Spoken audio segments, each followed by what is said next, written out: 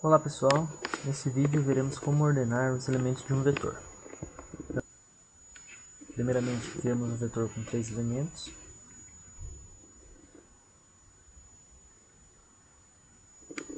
Elementos 0, 1 e 2 do vetor.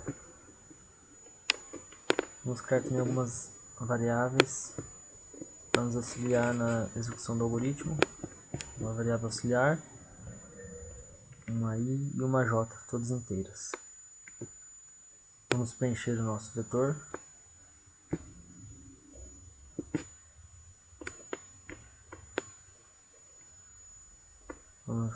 Ele possui os valores 1, 0 e menos 5. O objetivo do nosso programa é colocar esses valores em ordem, ou seja, no elemento 0 do vetor menos 5, no elemento 1 valor 0 e no elemento 2 valor 1. Primeiramente, executamos um laço for, que irá percorrer todo o vetor, as características que nós estamos colocando definido nele. Válida a condição, o i menor que 3, ele entra dentro do laço.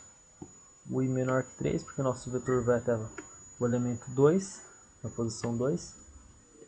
Então, desse modo, ele percorre todo o vetor. Dentro do nosso laço for, nós introduzimos um novo laço for, e agora com o contador j. Já veremos por que isso. Esse nosso laço for também tem a característica de percorrer todo o vetor.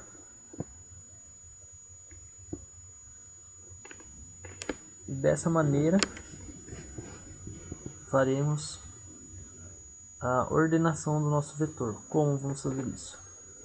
Repare que dentro desse segundo laço for, o laço mais interno do programa, podemos dizer assim, possui um condicional if, um bloco if, que ele verifica o vetor na posição i, o elemento i, ser menor que o vetor na posição j. Mas o que vai acontecer?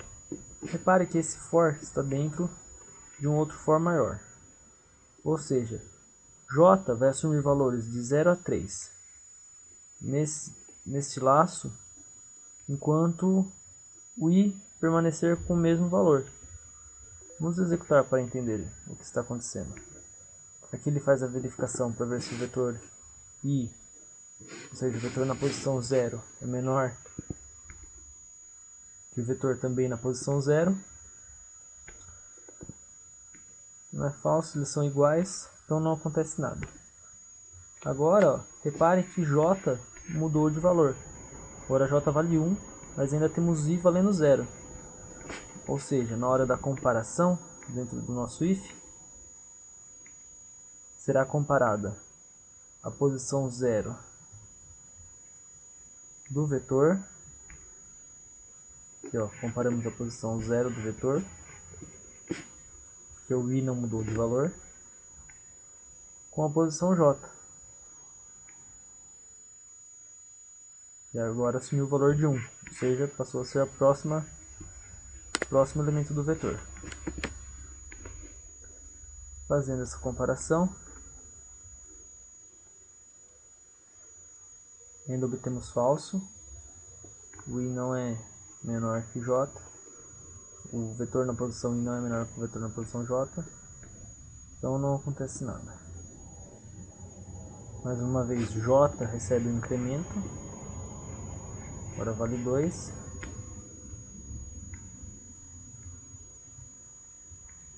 Ainda satisfaz o for. Mais uma vez vamos verificar a condição do if. Vemos aqui a posição i, que continua valendo 0, comparando com a posição j, que agora vale 2.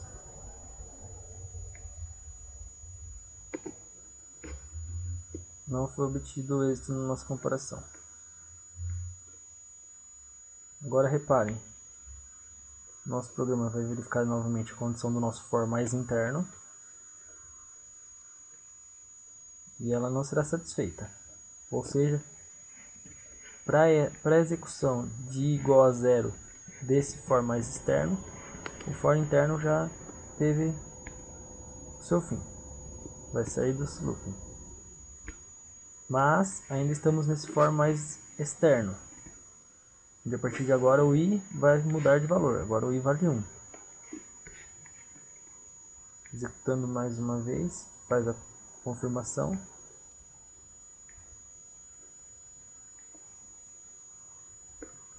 Olá, entramos novamente nesse laço for mais externo e vamos executar novamente o for interno.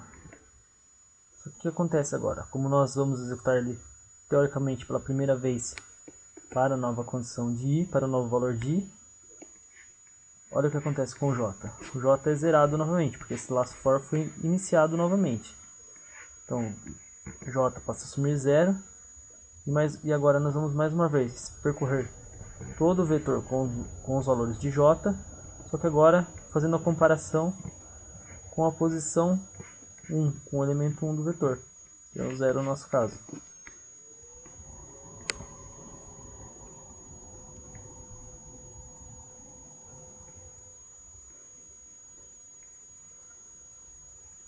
Feita a comparação, agora como referência, posição 1, o elemento 1, que vale 0. Vamos ver se ele é menor que o primeiro elemento, que é o j, que agora vale 1. Perdão, o j aqui vale 0.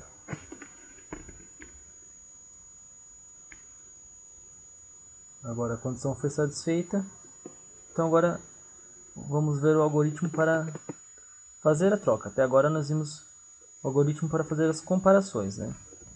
Um laço for percorre o vetor, o outro dentro dele percorre novamente para fazermos a comparação entre duas posições, entre dois elementos do vetor. E agora aqui veremos como fazer a troca, se constatado que eles estão em posições, podemos dizer, erradas, que não em ordem.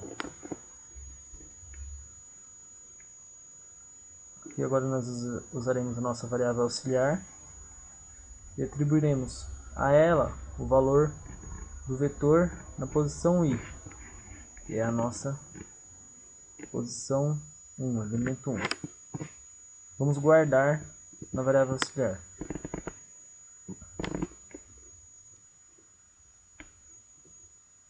E agora, nosso vetor i, posição 1, receberá o valor de j, uma vez que j é maior que i, então ele deve aparecer depois. Então é trocada a posição e o variável que deve voltar para a posição anterior estava em i, nós guardamos ela aqui em auxiliar e agora vamos devolver ela para outra posição. E esse é o procedimento para fazermos a troca das posições entre elementos de vetores.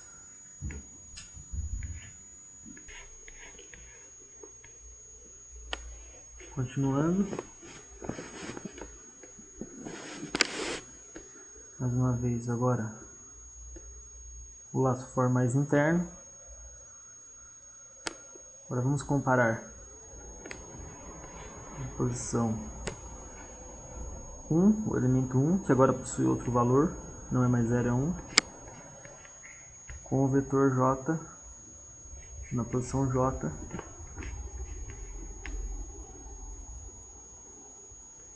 que agora também vale 1. Essa comparação não é muito necessária, ela sempre vai retornar falso, porque estamos comparando o mesmo elemento, mas para que a lógica do programa funcione como um todo, que se refere a fixar uma posição e percorrer todas as outras do vetor, acaba acontecendo isso de verificar a posição igual.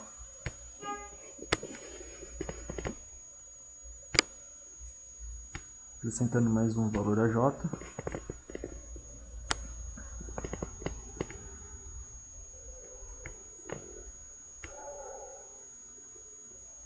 Mais uma vez comparamos a posição, o elemento 1.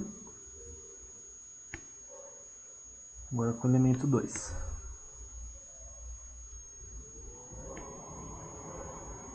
Também obtivemos o valor falso.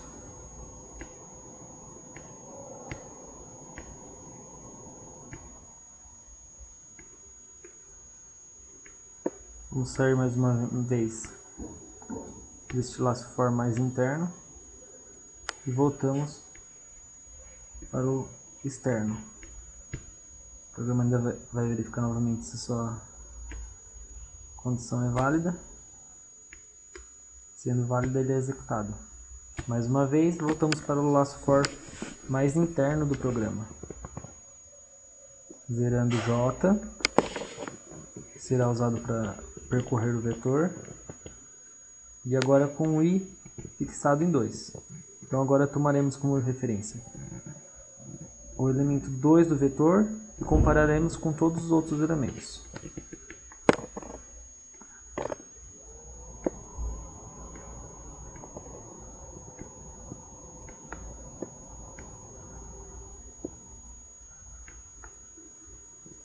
Primeira feita lá, comparação. Vetor na posição I. Elemento 2 vale menos 5, vai ser comparado com o elemento 0, que vale 0. Isso é verdadeiro. Então executaremos o bloco if e mais uma vez vamos ver o algoritmo para a troca da posição. O valor que queremos mudar guardamos em uma variável auxiliar, que é o vetor na posição i. Vai lá, os menos 5 guardado como uma variável auxiliar. Trocamos o valor da posição i, do elemento i, do elemento 2, pelo vetor do elemento j, que vale 0.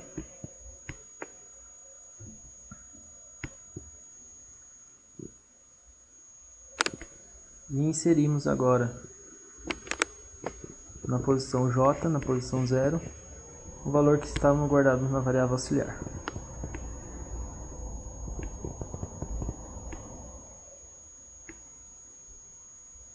Mais uma vez, executando o for interno.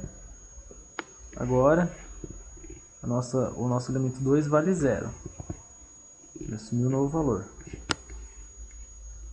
Vamos fazer a comparação agora com o j, que assumiu o valor 1 agora. Elemento 1 do vetor. Feita a comparação, também é verificado que o vetor elemento i do vetor é menor que o elemento j. Então mais uma vez fazemos a troca dos valores.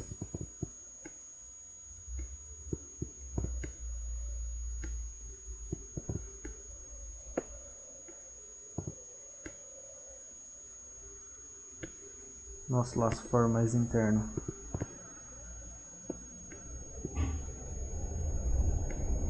será executado mais uma vez.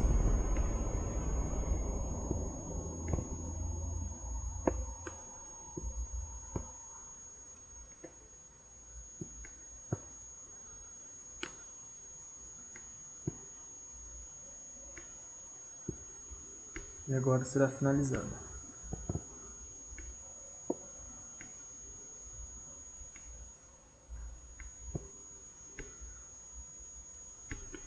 Voltamos para o for mais externo.